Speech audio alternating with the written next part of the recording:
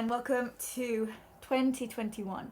It is the 2nd of January. Honestly, the biggest reason that I haven't been filming in a while is just because I wasn't reading for a long time. I was working a lot, and as you may know, because you're also a person that's alive right now, it's kind of difficult to get jobs, and a lot of people are losing their jobs. So I was kind of like, oh my god, if I don't work 60 hours a week, I'm going to get fired and I'm not going to be able to afford my house, I'm going to starve and I'm going to die. So for a long time, I worked far too many hours. I worked like 60 or 70 hours a week, and inevitably I burnt out. So I burned out a couple of months ago. I just couldn't really do anything for a while. I was doing the bare minimum, just didn't feel like reading or doing anything. Whenever I wasn't working, I was just like staring off into space. And then I had Christmas holidays, and again, didn't really do much because there's a pandemic, but I had some time to relax and I picked up a lot of books. Which brings me to my first question, which is, how many books do you read at... Someone is just like going past my window with a Christmas tree on their bike. That is so cool. This brings me to my question. How many books do you read at once? So, are you the kind of person that will read one book all the way through? Or do you have several books on the go that you kind of dip in and out of as and when? Because for the longest time, I would just read one book at a time. And it got to the point where, like, it was the worst combination. Because I would pick up a book and I'd feel like I had to finish it. So once I, chose a book to read, I had to finish it, and if I didn't finish it, I felt like I was a failure.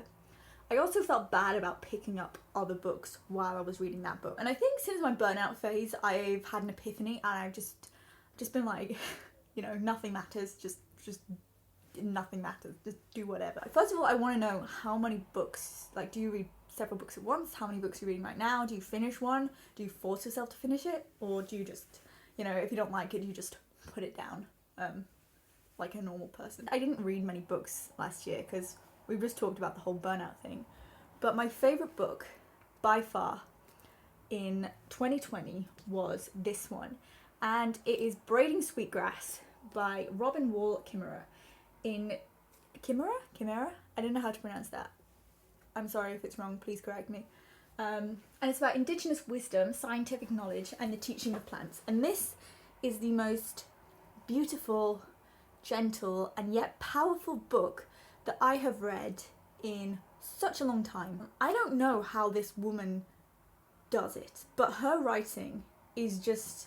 I didn't want to stop reading this book. It is broken down into kind of multiple short stories. I don't know why I'm holding this up. I don't know if you can see, but each story is about 10 or 20 pages long, and they have really beautiful titles. For example, The Gift of Strawberries, Learning the Grammar of Animacy, Maple Sugar Moon, A Mother's Work, The Consolation of Water Lilies, Allegiance to Gratitude. They are such beautiful chapter names. Each chapter is kind of this combination of science and fiction. So she kind of weaves, like Sweetgrass, I guess, she weaves fiction together with scientific knowledge, because she's also a botanist. So she kind of brings all the aspects of nature and living and Indigenous life together and just creates this beautiful story. And I'm not doing it justice here by rambling. I told one of my friends about this, and they really want to read it, so I'm going to send them a copy. I was going to send them this one. Usually I don't keep my books because I like to give them away, or I like to donate them so other people can recycle them and get some use out of them. As she says in this book, which I thought was great, she was saying when we get gifts, we think that, we need to hold on to it and we need to treasure it. And, we can't give it away because that will be offensive to the gift giver. Whereas in her culture, gifts are meant to be given away. You're supposed to give the gift to someone else, who gives it to someone else, to give it to someone else, and then the gift eventually makes its way back to the gift giver, which I thought was such a cool idea, and that's kind of how I've always thought about gifts. I move around a lot, I don't have a lot of stuff. I am ruthless when it comes to clearing out my room and closets and like chucking everything away. I will just get rid of everything. So I love the idea that when you give a gift to someone, they are meant to keep it for as long as it serves them, and then they give it away again. And saying that, I think I'm going to keep this book just because I love it so much. I don't really want to give it away. I've just noticed how much I'm leaning into the camera and like overwhelming you with my presence. So I'm going to sit back a little bit. One of the things she says is that it's so strange how, as humans, we refer to animals and trees and nature as it. So when we're talking about a tree, we'll go, oh, it's, you know, it's an oak tree, or it's a squirrel, or it's a badger. Whereas we wouldn't really say that about human. We wouldn't say, oh, it's a man. You know, we go, they are a man, or they are a person, or they are a woman, or whatever. And that slight word change kind of separates us from nature. So this woman, when she's referring to animals or trees, she always refers them to they or them instead of it, which I really like that. And I'm going to try and start doing it, I think, because they are alive and they're not all that different from ourselves. And I think we should start treating them with the same respect that we give another person. So yeah, that was my recommendation for Book of the Year for 2020. And I'd love to know as well what your favourite book of 2020 is, because I'm on a book spree right now. So if you've got any recommendations, I would really love to hear them. So with that being said, I want to quickly, I'm not going to spend a lot of time on this because firstly, there are quite a lot of them, and secondly, I haven't actually finished reading any of these.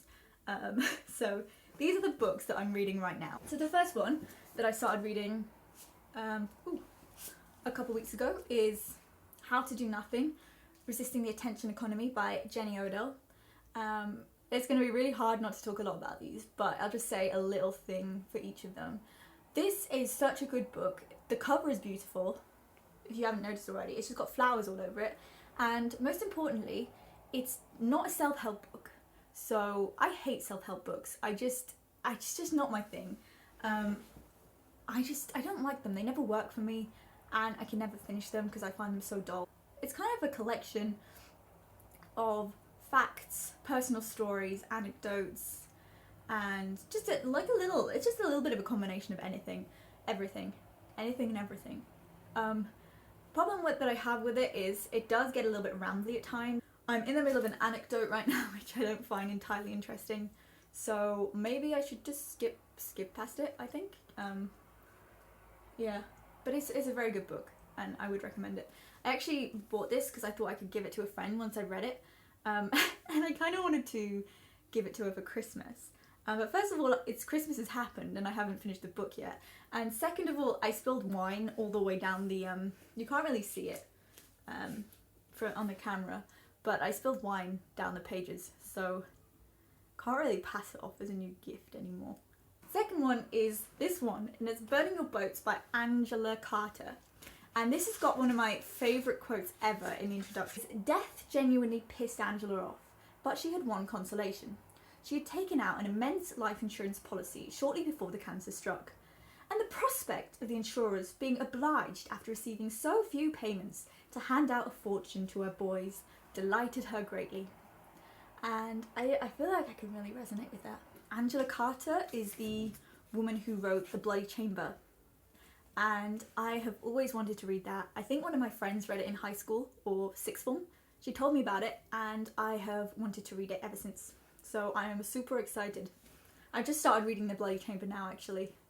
So yeah, it's going good. I'm like 2 pages in and it's going strong.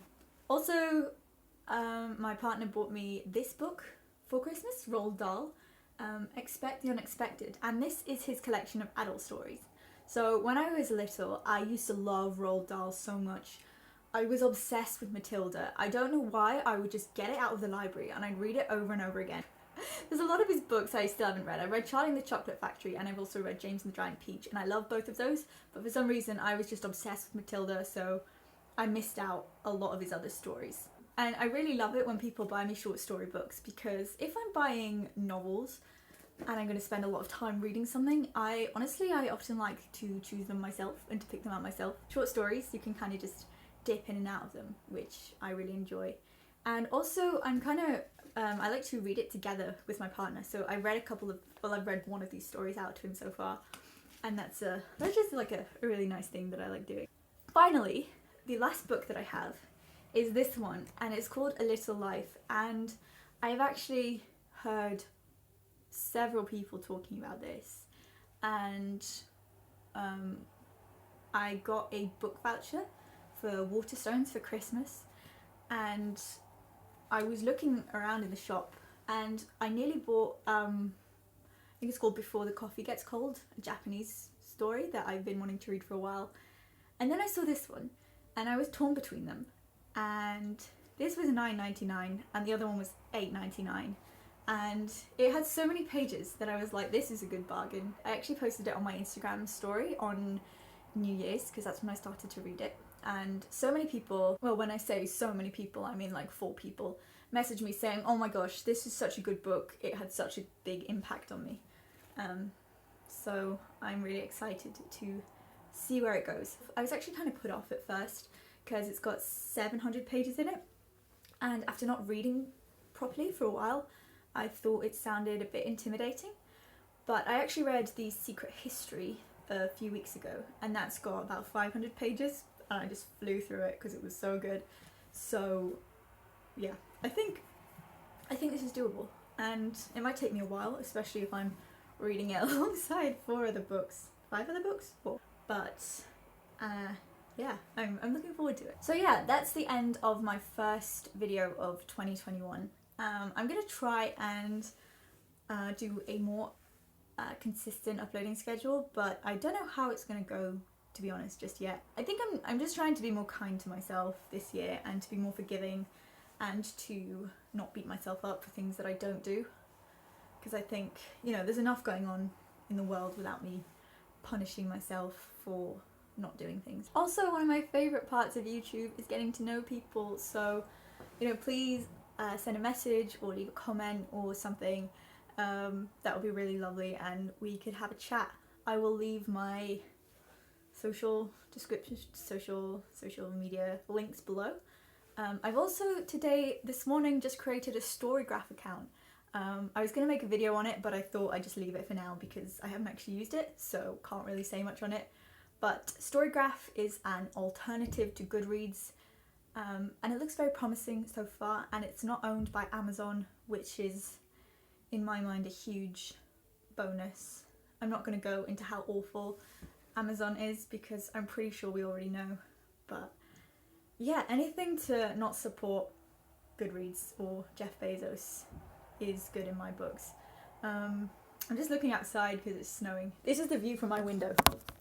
It is not very nice. I live opposite a garage, and they are doing building works that way, and in the evening my neighbour that way does DIY, so it's a fun existence. And also, I don't know if you can hear it, but someone somewhere in my building is playing Ariana Grande over and over again, so that's great.